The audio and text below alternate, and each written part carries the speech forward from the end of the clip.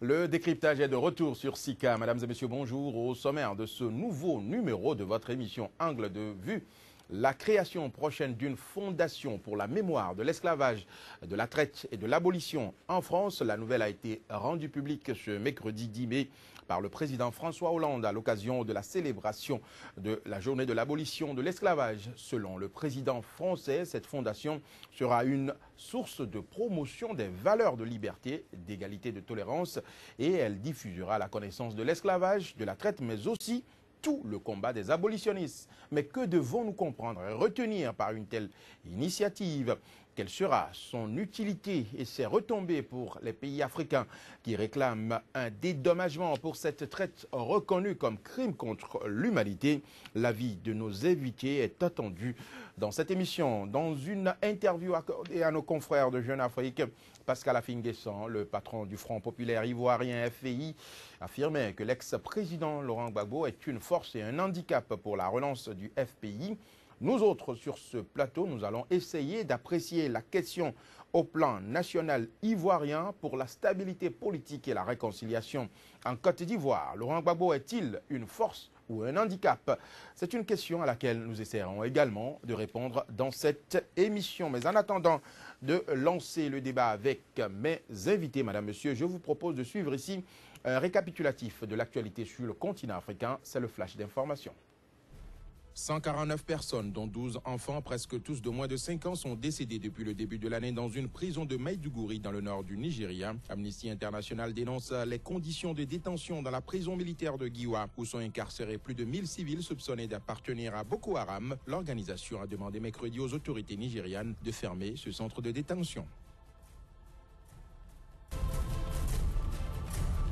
Un des 20 militants de l'opposition en Guinée, arrêté et inculpé en février dans le cadre d'une enquête sur la mort par balle d'un journaliste, est décédé mardi dernier en détention. L'avocat de la famille a expliqué avoir été sollicité la semaine dernière pour des besoins d'une évacuation sanitaire. Lors d'une conférence de presse mardi soir, le procureur de la République a indiqué que la victime souffrait de douleurs cervicales, de céphalée intense et de fièvre persistante. En visite au Maroc, le Premier ministre tunisien a déclaré que la coopération entre la Tunisie et l'Algérie dans la lutte contre le terrorisme est forte à la frontière entre les deux pays. Un total de 1877 personnes, en majorité des jeunes entre 20 et 23 ans, ont été empêchées durant le premier trimestre 2016 de rejoindre depuis la Tunisie des organisations djihadistes dans les zones de tension. Pour le décryptage de ce jour sur SICA, madame, monsieur, je reçois pour vous deux invités. D'abord, deux invités qui sont des universitaires du moins. D'abord, j'ai à ma gauche Dieudonné Eklou, il est socio-anthropologue de formation, voilà, et enseignant à l'université. Dieudonné Eklou, bonjour et bienvenue sur le plateau de SICA. Bonjour, monsieur Aofodi. J'ai également sur ce plateau un autre universitaire, le docteur Emmanuel Sédégan. Il est géopoliticien économiste, également enseignant à l'université. Docteur Emmanuel Sédégan, bonjour et bienvenue dans ce débat. Bonjour, Joël. Madame, monsieur, c'était donc le décor planté. Nous lançons le débat après cette virgule.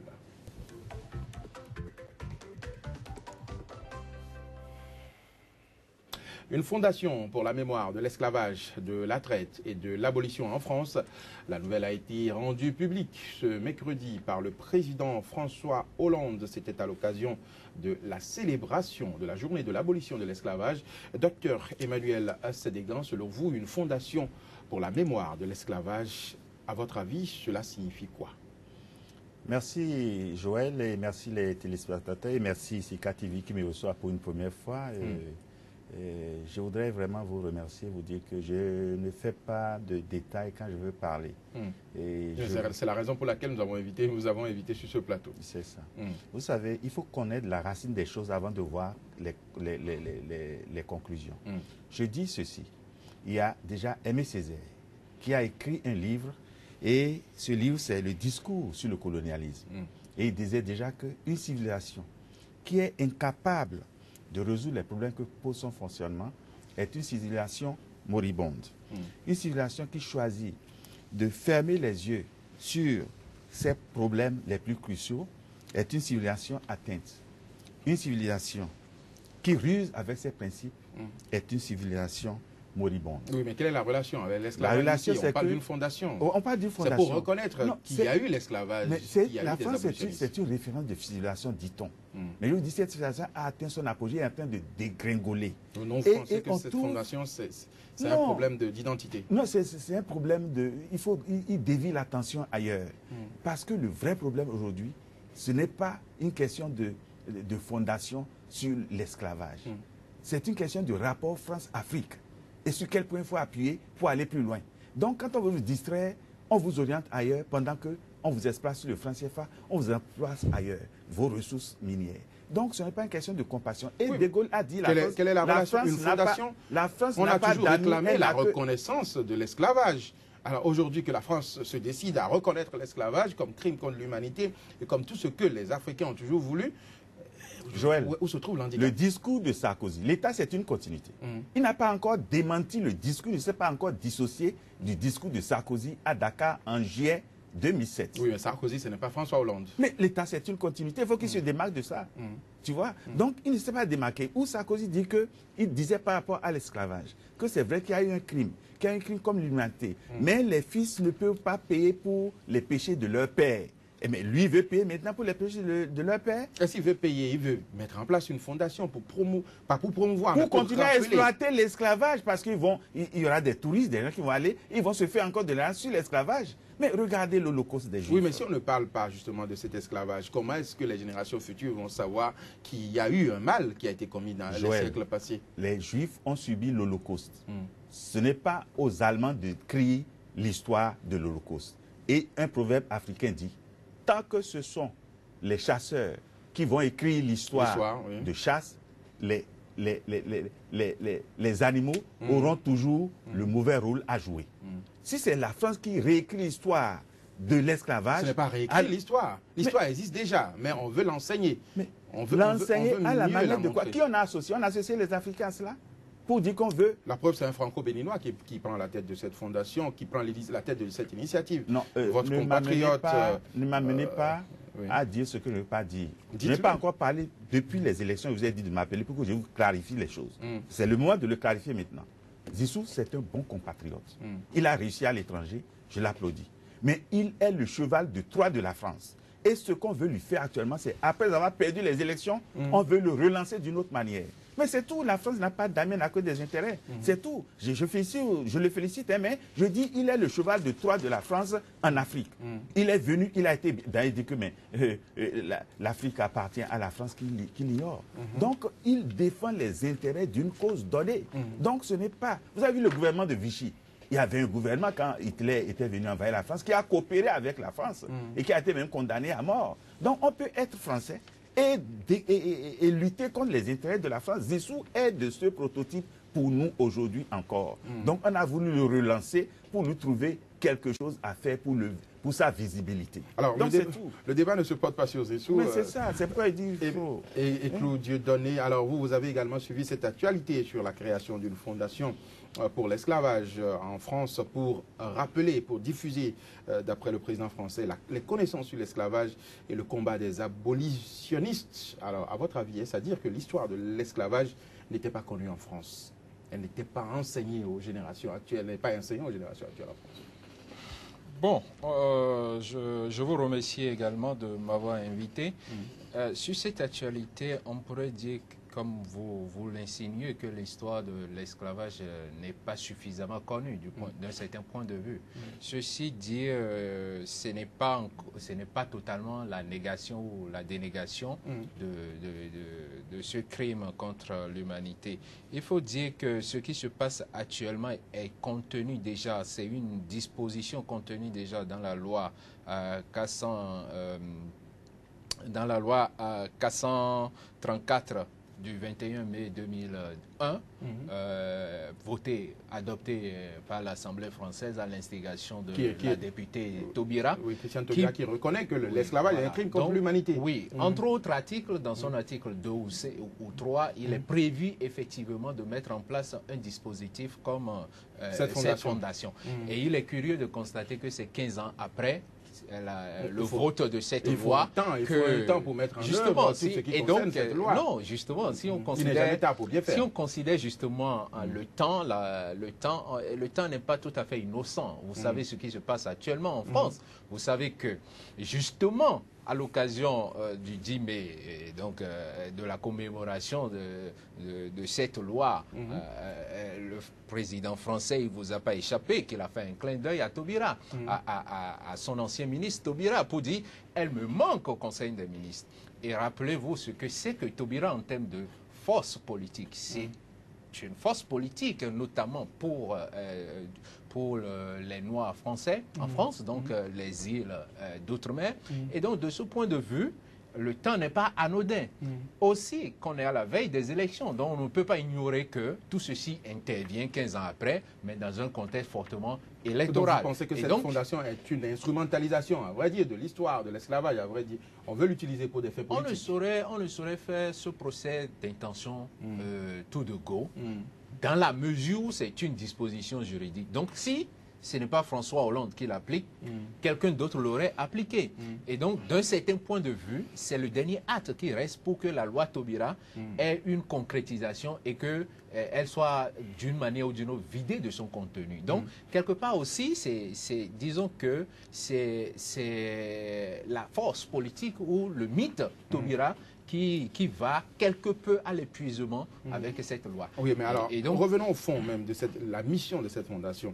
On dit qu'elle est censée permettre une meilleure connaissance de l'histoire de l'esclavage. Est-ce que vous pensez que cela peut vraiment se faire sans qu'il y ait des frustrations? Est-ce que vous pensez qu'on va vraiment mettre la lumière sur ce qui s'est réellement passé en matière de traite négrière?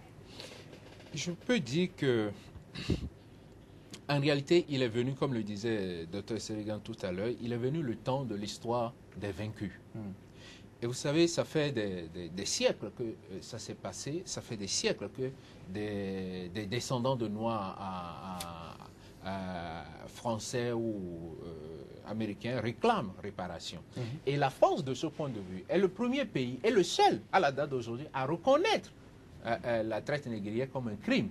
Et donc, quelque part, c'est une avancée dans la reconnaissance, dans la connaissance de ce phénomène pour les jeunes générations. Ceci d'autant plus que vous avez, la traite est une histoire incorporée. C'est-à-dire qu'il y a un présent du passé de la traite, il y a un présent du présent de la traite et un présent du futur. C'est-à-dire que, d'un certain point de vue, la traite, les dispositifs normatifs et structurels mis en place par la traite continuent aujourd'hui. Comment est-ce qu'un Français, Haïtien, un Noir martiniquais, un Noir guadeloupéen se regarde et se retrouve dans la société, dans la nation française? Et quelles sont les interrogations qui sont liées à ça?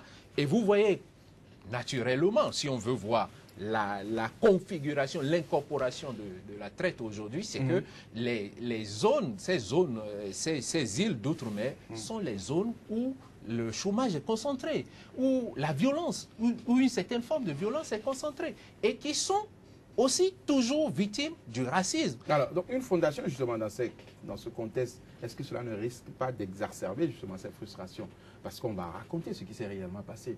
Est-ce que ça va faire plutôt...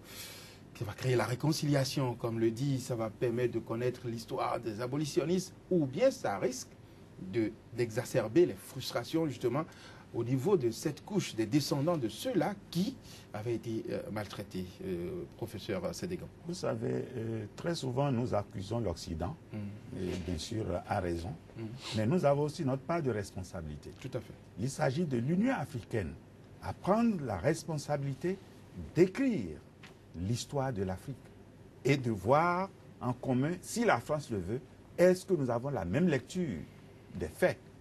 Comprenez ce qu'il y a, non?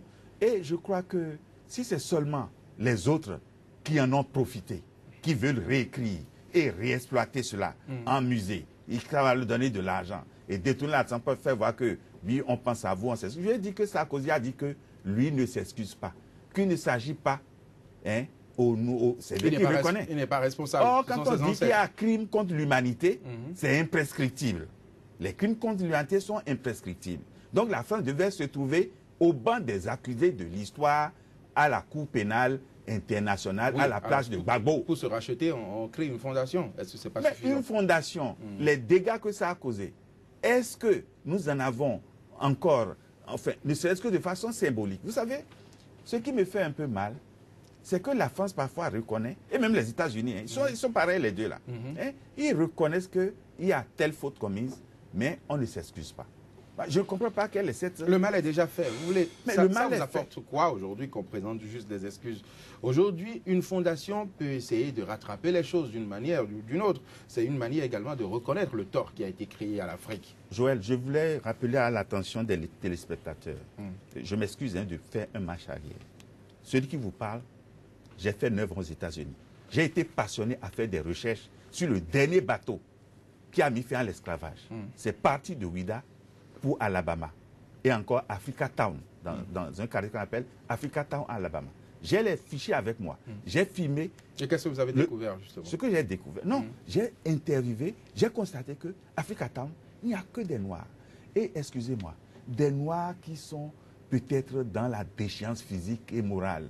Ils sont dans la drogue. Ça dit, c'est comme si on a ramassé des gens, les a parqués là, on les encourage dans la drogue, dans le sexe, et pendant que la vie continue, on les met en prison. Ils n'auront jamais le droit de vote, ni leurs descendants. Donc, on fait en sorte que le noir ne puisse jamais compter. Oui, mais ça, c'est de l'histoire. C'est un crime qui a été reconnu comme crime contre l'humanité. Mais aujourd'hui, mais quand il y a un crime, qu'est-ce qu'on fait? Quand il y a un crime contre l'humanité, qu'est-ce qu'on fait? Mais vous voulez qu'on punisse qui? Mais ce n'est pas... Il n'y a personne à punir. Quand on dit punir, ce n'est pas mettre les États-Unis, la France en prison ou l'Occident en prison. Il s'agit de dédommagement. Vous pensez qu'il faut dédommager les pays africains? Sous quels critères? Aujourd'hui... C'est pourquoi je dis que l'Union africaine ne joue pas suffisamment son rôle dans cette... C'est une Union africaine feuille morte là, qu'il faut reformater. Je l'ai toujours dit, cette Union africaine ne nous représente pas suffisamment. Il y a l'Union africaine des dirigeants et il y a l'Union africaine des dirigés. Nous ne sommes pas satisfaits de ce que font nos dirigeants. Ils doivent s'unir pour dire, il y a crime, voici ce que... Qu'est-ce qu'on peut faire à l'amiable? Qu'est-ce qu'on peut faire? Il faut construire des ponts, des écoles, des hôpitaux, beaucoup de choses. Oui, mais il y a déjà l'aide au développement, ça se fait déjà, n'est-ce pas? Vous appelez l'aide? Quand ce qu'on a appris, quand quelqu'un vole chez ton papa 1 million et il te donne 5 000 francs et il dit qu'il est en train de t'aider, il t'a aidé 5 000 francs. Mais quand vous êtes dans la misère, vous applaudissez quand vous donne 5 000 francs. Mais c'est ça que moi je ne suis pas. On dit, il y a un proverbe qui dit, je ne suis pas rassasié, mais je n'ai pas faim non plus. Ça veut dire, je ne peux pas applaudir des strapotins. Hein, on pille, Arriva, tout cela, on pille nos richesses, on amène des guerres. Au point même où Obama a dit à une réunion publique, je vais te montrer, j'ai ça ici sur mon WhatsApp, il dit ceci, lui, il est américain, il défend les intérêts de l'Occident, enfin, des États-Unis. Mais si lui ne vend pas des armes, s'il lui fabrique des armes, s'il n'en vend pas, comment ça peut tourner son industrie? Et les guerres, ça veut dire qu'il veut faire voir que les guerres sont fabriquées par eux-mêmes. Parce que si on ne vend pas, comment on va? Ça veut dire, vous voyez, on construit, on détruit. Et on vient après comme les sapeurs-pompiers pour nous aider. Entre griffes, je dis aide entre griffes. Avec l'argent de quoi? Avec l'argent du pétrole que vous allez payer. Regardez le Soudan. Le Soudan était un. Et la Chine avait presque 100% du pétrole. Aujourd'hui, ils ont divisé le Soudan en deux. Et 70% du pétrole est parti de l'autre côté. On a encore foutu la guerre dedans. Et tout l'argent de ce pétrole va servir à... Alors, donc, si je comprends bien ce que vous dites, cette fondation, cette histoire de fondation de reconnaissance de l'esclavage, ce n'est qu'un arbre qu'on utilise pour cacher la forêt. C'est du pipeau, c'est vide de contenu. Et je vous dis, c'est pour vous endormir. Et ce n'est pas mon avis, c'est ce qui est. Parce que vous savez, la France... C'est votre vérité, vous ne pouvez pas l'imposer aux autres. Mais je demande quand même suffisamment que la France a des difficultés. Elle a une civilisation qui a atteint son apogée. Elle cherche des personnes ressources, puisque la France ne peut... De Gaulle ne peut plus se réveiller pour venir ici.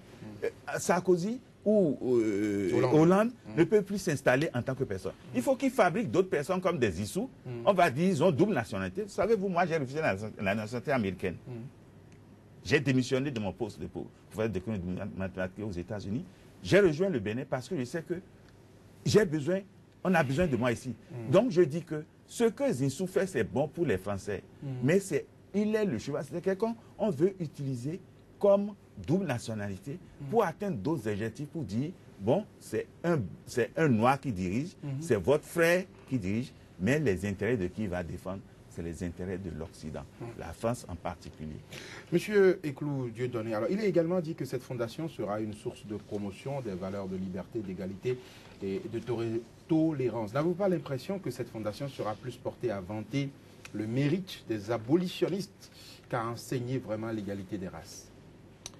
Évidemment, et là-dessus, je rejoins totalement ce que Dr Sélégan disait tout à l'heure. En réalité, il faut pas qu'on occulte l'histoire de l'esclavage et de son abolition. Parce qu'il y a eu plusieurs abolitions. Il y a eu l'abolition déjà de la première abolition de 1802.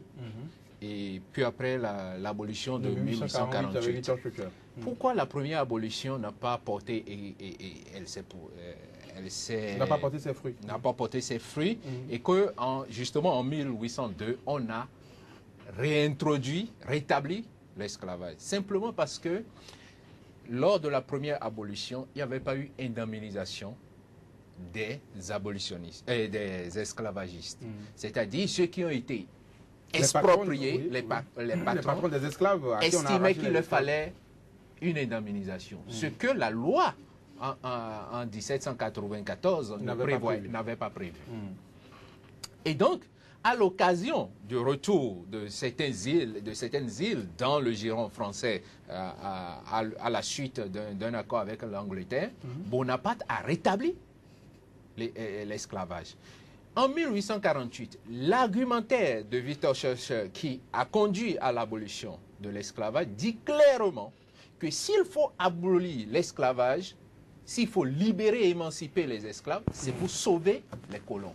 Parce que tout retard dans ce processus allait créer la révolte des colons et que la révolte des esclaves et que les colons n'allaient pas s'en sortir.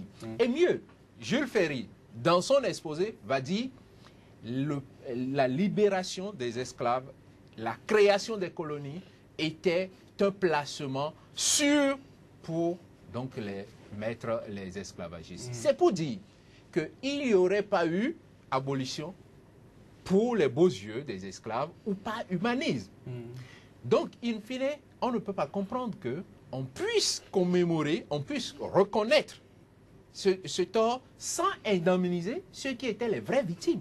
Parce que le système qui a conduit le dispositif d'abolition de 1848 a créé trois choses structurelles qui continuent jusqu'à aujourd'hui de préexister. Et je parlais tantôt d'une incorporation de ce passé-là, de cette histoire qui, on pourrait penser que ça fait 400 ans que ça a eu lieu, mais qui continue d'être présent dans le vécu quotidien de ce type de Français. À savoir que, vous voyez, dans ces colonies, avec l'indemnisation, l'ordre établi qui était celui des dominants, cette minorité qui exploitait une grande partie donc des esclaves, est maintenu. Donc, ils sont indemnisés non seulement sur le coup de temps, mais sur 20 ans.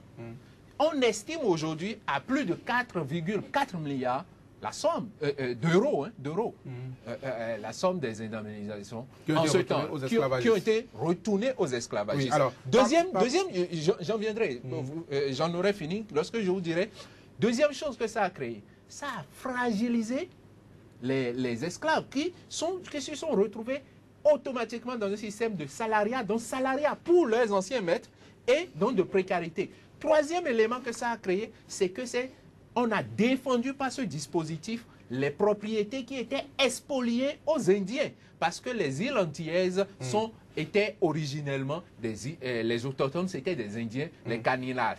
Donc de ce point de vue, il se trouve aujourd'hui en Martinique, en Guadeloupe, en Antilles, etc., français, des descendants d'esclaves qui continuent par le système de colonat, c'est-à-dire de payer pour aller travailler sur les terres sur lesquelles leurs aïeux, arrière-aïeux, avaient été esclaves. Et donc, de ce point de vue, il y a une structure, il y a une reproduction structurelle de la pauvreté, de la domination. Et donc, oui, mais à travers une fondation, est-ce qu'on ne peut pas régler tous ces problèmes? Cette non, fondation justement, peut se pencher sur cette question. Là où le bas blesse, justement. non. La fondation n'est rien d'autre que la gestion de la dimension culturelle et psychologique du phénomène. Or, le problème auquel les Français de cette catégorie sont confrontés aujourd'hui, c'est des problèmes de pauvreté, c'est des problèmes de précarité, c'est des problèmes de justice, c'est des problèmes d'égalité. Pour la nécessité de dédommager, pour le crime commis contre l'humanité, vous êtes pour la nécessité de dédommager. Il s'agit, je ne dis pas nécessairement qu'il faut aujourd'hui réévaluer, parce que le versant du dédommagement, c'est de dire quoi? C'est de dire que l'esclave demeure toujours un bien marchand et qu'il y a un prix. Quel est le prix qu'on puisse payer pour un homme, et qui plus est, dans ces conditions-là, qui a été victime de ce crime. Oui, mais en réalité, ce qu'on pourrait faire, on peut faire quoi, selon vous? Ce qu'on pourrait faire, c'est de travailler, c'est de repenser les dispositifs qui puissent apporter une discrimination positive pour rétablir ne serait-ce qu'un peu de justice et d'équité. Ça va être difficile. Justement. Personne ne peut prendre le fouet et se fouetter lui-même. Et donc, on comprend qu'en éditant des dispositifs comme ça, c'est pour distraire. Et donc, d'un certain point de vue, on ne veut pas faire face au vrai à la réalité, mais on veut l'exploiter et l'instrumentaliser pour les élections prochaines. Docteur Emmanuel Sénégan, certains pays africains demandent l'annulation de la dette extérieure comme compensation ou dédommagement lié à l'esclavage. Votre avis sur cette proposition? Il y a mieux. Il y a mieux. Vous pensez qu'il faut faire quoi d'autre? Vous voulez. Je vais parler d'un thème qui n'est pas dans ce sujet, mais qui répond à ce que je veux. Ils n'ont qu'à garder. La dette, on va payer. Mais le franc CFA, là, ce qu'ils ont accumulé là-bas, les 65% que le Trésor français a là-bas, devenu 50% en octobre 2005, je veux seulement qu'on retourne ça au pays de la zone franc. Ce qu'on a gardé là-bas, que Yaïbouna a été à la BCAO, Ouattara aussi a été à la BCAO. Ils ne connaissent pas ce que le Bénin a là-bas, ils ne connaissent pas ce que la Côte d'Ivoire a là-bas. On n'a qu'à nous rapatrier ça et on va rompre ce contrat-là, terminé. Oui, mais ensuite, il y a pas que les pays français qui ont été victimes de l'esclavage. Il y a les autres pays également qui n'utilisent pas le CFA. Mais nous, moi, c'est ce que je demande pour nous. Nous, on va payer. Et on va voir, mais qui doit à qui dans cette affaire-là? Ceux qui nous doivent, ils n'ont qu'à nous rembourser. On va voir ce qu'on leur doit et on va faire la solde. Maintenant, les autres pays, on peut maintenant arriver à dire tout ce qui concerne le passé. Voici. En fait, c'est un agreement, c'est un arrangement qu'on fait se faire pour dire, bon, de ce que vous avez fait, c'est vrai que ce n'est pas vous-même qui avez fait, mais ce sont vos parents, mais vous en bénéficiez aujourd'hui. Quel est l'héritage qui nous revient dans ce que vous avez exploité? Qu'est-ce qui revient? Et là, c'est pourquoi je dis que c'est pas pays par pays qu'on va s'asseoir pour discuter de ce problème-là. C'est entre institutions. Et l'institution la mieux placée aujourd'hui, c'est l'Union. Oui, mais voilà que l'Union africaine elle-même, elle est financée par l'Europe. Qu'est-ce que vous voulez que l'Union africaine fasse dans ces conditions? Vous savez, elle ne peut rien. L'Union africaine, ce n'est pas eux qui peuvent décider de ce problème. Il y a deux formes de voix. Il y a la voix de la presse, de la société civile comme nous sommes ici, la voix des universitaires, qui unit derrière ces dirigeants, ils seront plus forts pour demander certaines choses. C'est-à-dire qu'il faut qu'on s'asseye pour qu'on dise... Ça se demande. Les dirigeants africains n'ont pas cessé de demander. Beaucoup ont formulé le vœu d'être dédommagés, de trouver une forme de dédommagement. Et pourtant, il y a... Vous savez, Sankara, une des raisons pour lesquelles Sankara a été assassiné, son dernier discours à Addis Abeba, c'est de dire qu'il faut annuler la dette. Et il a même dit qu'il est possible que parce qu'il a dit ça, qu'il n'aurait plus ici à la prochaine réunion. Et il en a été ainsi. Il a été assassiné. Quand on va revenir sur la Côte d'Ivoire, je vais vous dire les péchés de Gbagbo. Donc, c'est le manque de soutien des peuples vis-à-vis de leurs dirigeants, d'une part, et les dirigeants aussi, certains sont des vendus, sont en mission pour l'Occident, et après on les lâche. Vous avez vu, il y a beaucoup, on dit, tu as volé de l'argent, tu as venu déposer en France, tu as fait cela, et tu les as bien servis, on te lâche. Donc, ce sont ces deux côtés-là qu'il faut traiter. Un, le soutien des peuples, mais les dirigeants, les peuples numériques que les gens de dirigeants qu'ils ont.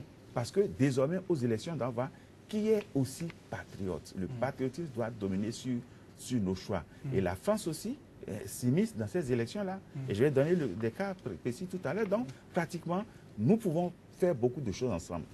le dernier exemple que je cite, Ho Chi Minh, président qui a dirigé le Vietnam, a battu l'armée nucléaire la plus puissante au monde, les États-Unis, au point même où il a pris vivant John McCain. C'est parce qu'un peuple a soutenu un leader et est prêt à payer le prix.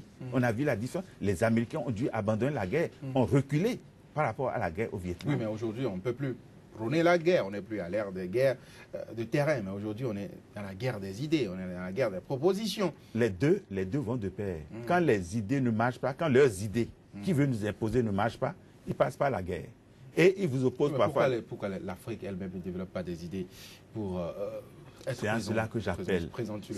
Regardez, dans aucune école du Bénin, on n'a jamais traité du franc CFA. C'est normal ça? On n'a jamais traité dans nos écoles des accords avant l'indépendance. Il y a eu des accords secrets qui ont été scellés. Et on ne peut pas ne pas.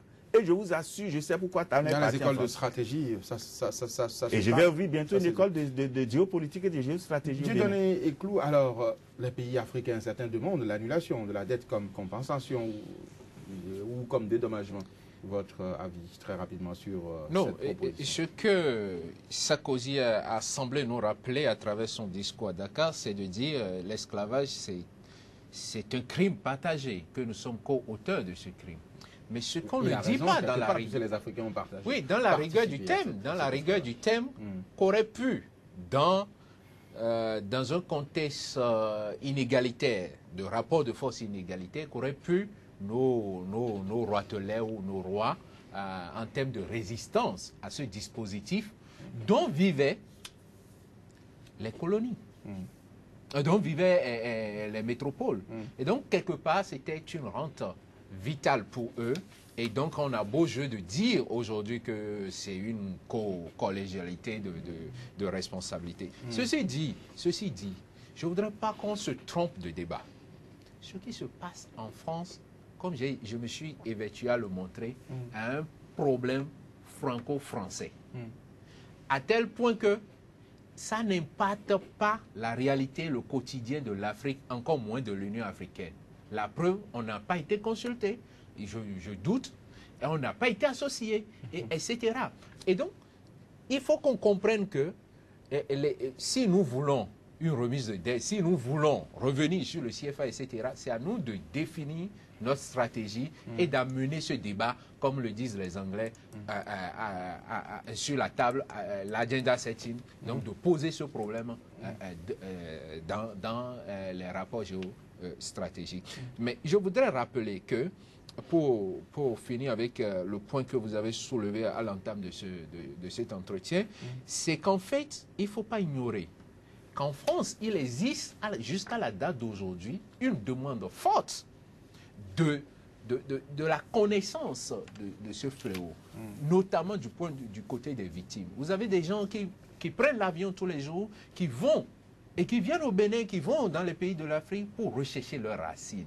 Et il y a des bases aujourd'hui des généalogies qui malheureusement s'arrêtent dans les années 1600 et les gens ne peuvent plus aller au-delà. Alors qu'à côté, vous avez des Gaulois, des Français qui peuvent retracer leur généalogie au-delà de ça. Donc ça crée un traumatisme pour cette catégorie de Français de seconde zone. Rappelez-vous les injures de racisme dont Taubira a été victime. Et Lionel Zinsou, n'en déplaise à la position qui lui est conférée aujourd'hui, lui-même nous a dit ici, quand on a passé son temps à être victime du racisme en Europe et qu'on vient chez soi et qu'on vient s'entendre dire encore qu'on n'est pas béninois, il y a quelque chose d'écatelant pour l'être humain. Donc c'est pour dire, cette demande-là existe. Et pour finir, c'est une force politique.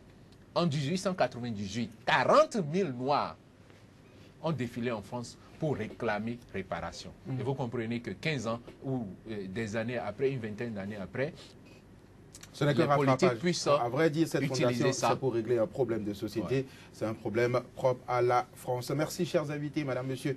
C'était le premier sujet en décryptage dans cette émission. Avant de lancer le second débat, je vous propose un nouveau point de l'actualité, c'est le Flash.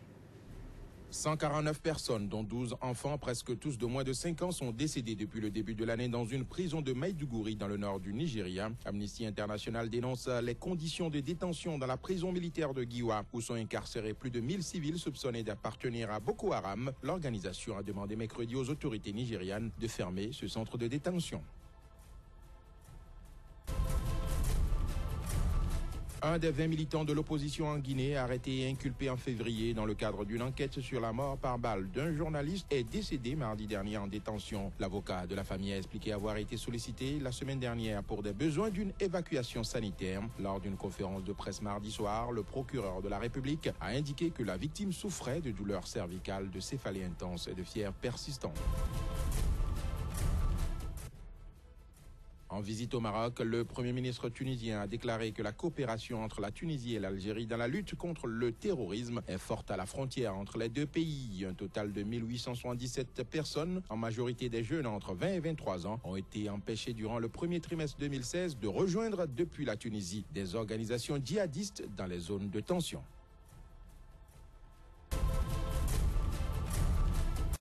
Le décryptage se poursuit sur Sika dans une interview accordée à nos confrères de Jeune Afrique. Pascal Affi-N'Guessan, le patron du FPI, le Front populaire ivoirien, affirmait que l'ex-président Laurent Gbagbo est une force et un handicap pour la relance du FPI. Nous autres, sur ce plateau, nous allons essayer d'apprécier la question au plan national ivoirien pour la stabilité politique et la réconciliation de la Côte d'Ivoire. Laurent Gbagbo est-il une force ou un handicap?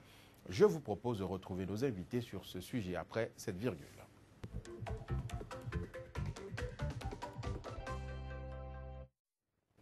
Le débat se poursuit sur le plateau de Sika avec Dieudonné Clou, socio-anthropologue et enseignant à l'université, et le docteur Emmanuel Sédégan, géopoliticien économiste également, enseignant à l'université. Je reste avec vous, docteur Emmanuel Sédégan. Le procès de l'ex-président ivoirien a repris depuis quelques jours à la Cour pénale internationale. Certes, la Côte d'Ivoire semble bien se porter aujourd'hui sur le plan économique, mais d'après plusieurs observateurs, l'ombre de Laurent Gbagbo plane toujours sur le pays. À votre avis, l'ex-président est-il vraiment indispensable pour la stabilité politique de la Côte d'Ivoire? Merci Joël. Une fois de plus, je veux vous rappeler qu'il y a 2 semaines exactement, le mercredi surpassé, j'ai été invité pour une communication au FPI à Abidjan. Et le thème était Conférence nationale et l'innovation constitutionnelle en Afrique. Et donc, le mercredi surpassé, j'ai développé ce thème-là devant une foule de FPI à Abidjan. Et je crois que j'ai abordé certains de ces sujets-là, et parallèlement à cela. Oui, mais allons directement, parce que le temps qui nous reste est très limité. Bah, oui. En fait, on dit, enfin, ce qui leur arrive maintenant, c'est ce qu'a dit Jésus. On frappera le berger et les brebis seront dispersées. Il y a eu un temps où la France a livré la guerre à Gbagbo.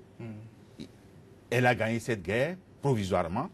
Et en fait, vous voyez, quand un homme de ce charisme disparaît, il y a toujours des luttes pour la succession. Et c'est cette phase qu'ils sont en train de vivre. Mais je crois que j'ai eu l'opportunité de dire ceci à toute la classe politique, y compris même celle de Soro et Ouattara. Je dis, il ne faut pas vous tromper de combat. On vous a opposés les uns aux autres. La guerre contre la Côte d'Ivoire, ce n'est pas la guerre pour l'article 35 de nationalité. On vous dévie ailleurs alors qu'on veut faire autre chose. Oui, mais et je dis, cette guerre est finie aujourd'hui. Il faut que les Ivoiriens, quand même, la guerre se mettent ensemble pour le développement du pays. Elle est finie physiquement, mais dans les cœurs, la guerre brûle toujours. Et c'est pourquoi je dis que dans les cœurs, il faut désarmer les cœurs. Est-ce qu'il y a 10 ans, on pouvait dire mandat d'amener à Soro? Ce n'est pas possible, ce n'est pas pensable. Mais aujourd'hui, on a démontré que on peut interpeller Soro, on peut l'arrêter en France et puis l'interpeller aussi à la frontière au Burkina, etc. Aujourd'hui, ce n'est pas possible. Donc, eux-mêmes, ceux qui sont en griffe, les vainqueurs par procuration, ils l'ont fait par procuration parce que ce ne sont pas eux qui ont gagné la guerre. C'est la France qui a gagné la guerre, on leur a donné la gestion de cette affaire. C'est ça que de la même manière qu'ils se sont battus contre Gbagbo, leur tour arrive. Et les élections qui vont arriver prochaines, ils ont dit à leur candidat, ils veulent dire fragiliser Soro pour que Soro ne soit plus rien dans les prochaines décisions. Donc on vous utilise et on vous jette. Donc ils ont intérêt à faire la paix des braves. À savoir que leur ennemi commun, c'est-à-dire Ouattara, à savoir que ce n'est pas Gbagbo, Gbagbo, le camp de Gbagbo va savoir que ce n'est pas Ouattara Oui, et Soro. quelle est la place de Gbagbo dans cette paix que vous êtes en train de souhaiter, cette paix des braves? Est-ce que Gbagbo a une place importante?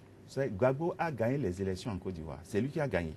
Mais par la force des choses, on ne le veut pas, on l'a remplacé. Mais même s'il avait perdu, ceux qui auraient gagné reconnaissent au moins qu'il avait 46%. Avoir 46%, ce n'est pas zéro. Ça, oui, je n'en disconviens pas, mais maintenant, à quoi est-ce qu'il peut servir concrètement? Parce que ma question est claire. Il faut d'abord libérer, il faut vraiment qu'on libère Gbagbo. Il faut qu'il soit en liberté pour qu'il puisse organiser, comme les Sud-Africains l'ont fait, une séance de réconciliation. Donc on a besoin vraiment d'un Gbagbo pour la réconciliation de la Côte d'Ivoire. Indispensable. Et imaginez-vous un instant, je ne veux pas le souhaiter. Si Gbagbo mourait en prison aujourd'hui, la Côte d'Ivoire va prendre feu encore. Ce n'est pas un souhait, mais... Oui, on ne le souhaite pas. Donc il faut voir tous ces calculs. Même s'il revient vraiment invalide de la Cour pénale, il y aura des problèmes dans la société. Donc il vaut mieux que Gbagbo soit libéré. D'ailleurs, qu'on a reconnu que 11 ans après, on a reconnu que ce n'est pas Gbagbo qui a bombardé Bouaké. Ça veut dire que c'est... Et Aliot, Villepin, sont interpellés et un autre ministre pour répondre pourquoi on a libéré ceux qui ont bombardé. Pour vous, Laurent Gbagbo est indispensable pour la reconstruction. Il y a eu beaucoup de mensonges contre Gbagbo. Pour la réconciliation beaucoup de mensonges. De la Côte d'Ivoire. Dieudonné Clou, alors Gbagbo, un handicap ou une force pour la réconciliation, la stabilité politique. J'insiste bien politique de la Côte d'Ivoire. Il est incontournable que Gbagbo représente une force politique, qu'il soit à la retraite, qu'il soit en prison ou qu'il se soit retiré lui-même ou pas. Donc, et ce qui se passe dans sa formation politique est assez expressif de cette situation. Mais le problème est plus, à mon avis, plus inquiétant ou plus profond. C'est-à-dire que aujourd'hui, tout le monde se rend compte que c'était une mauvaise solution, une mauvaise idée, une très bonne mauvaise idée d'avoir envoyé Gbagbo à la Cour pénale. Et de ce point de vue, il devient un colis encombrant. Et la solution n'est pas prévisible parce que, d'un certain point de vue, la Cour internationale, donc Gbagbo a un problème parce que tous les acteurs ont un problème, en partie lié à un problème dans l'une ou l'autre des solutions qui s'offrent dans ce conflit-là. Dans la mesure où la Cour internationale joue sa crédibilité, déjà avec les couacs qu'il y a eu au Kenya, les positions de l'Union africaine, etc. Et maintenant, une cour à la charge, une cour de convenance, et donc, elle joue sa crédibilité. En même temps, les acteurs, la post-Ouattara se joue aussi maintenant. Parce que les acteurs post-Ouattara, que ce soit Finguessan, que ce soit Soro, que ce soit Ahmed Bakayoko, etc., ont été des parties prenantes de ce conflit-là, Et donc, d'un certain point de vue, peut-être que Ouattara est sorti, a tiré son épingle du jeu en épuisant ses deux mandats, mais il n'en demeure pas moins que le problème Gbagbo demeure une hypodrière. Alors, comment est-ce que vous voyez l'horizon en 2020 en Côte d'Ivoire, l'après Ouattara? La fin du mandat de Ouattara, comment est-ce que vous la voyez? Ça va être, a priori, il y a des signaux pour dire que ça va être difficile, dans la mesure où, premièrement, même dans son camp, on ne voit pas un leadership, un dauphin se décliner clairement, donc ça va être vraiment l'affrontement compliqué. Et donc, de ce point de vue, on va sortir les placards, les cadavres qu'il y a dans les placards des uns et des autres, alors qu'ils se connaissent suffisamment. Et de l'autre côté, il y a, justement, on attend de voir comment le jugement de Gbagbo va se terminer. Très rapidement, docteur Sédégan, comment est-ce que vous voyez l'horizon 2020 en Côte d'Ivoire? Vous savez, 2020, c'est en fait la lutte pour la succession. Et je vous disais tout à l'heure que tantôt, Soro affûte ses armes. Il y a Ali Koulibaly qui affûte ses armes. Et quand on parle d'armes, c'est bien évidemment la guerre des idées. La guerre des idées pour le positionnement. Mais dans un contexte post-conflit, il n'est pas exclu qu'il y ait des armes. Bon, on ne le souhaite pas. Je vous laisse. Et que Bakayoko aussi. Donc Bakayoko serait celui que préfère Ouattara. Ça, c'est votre affirmation. Je dis serait. On ne le sait pas encore. Voilà. Je dis serait. Et Ali Koulibaly est celui que préfère la femme de préférerait ce ne sont que des affirmations. Que des affirmations, bon, des supputations, non pas de mentir. Et Soros, c'est lui, en fait, qui veut aussi être, il est actuellement le numéro 2. Alors pourquoi pas rêver être le numéro 1 à un moment donné. Maintenant, il y a le cas aussi des PDCI et qui vont aussi... Sans oublier l'opposition, le FPI aussi qui rêve revenir au devant de la scène. Donc, de toutes les manières, 2020 promet d'être suffisamment sulfureux en Côte d'Ivoire. Notre souhait, c'est que ce pays retrouve totalement sa stabilité politique, que les Ivoiriens se comprennent pour que l'Afrique se porte mieux. Madame, Monsieur, c'était Angle de Vue. Merci de nous avoir suivis. Retenez que l'information se poursuit sur www.sikatv.info.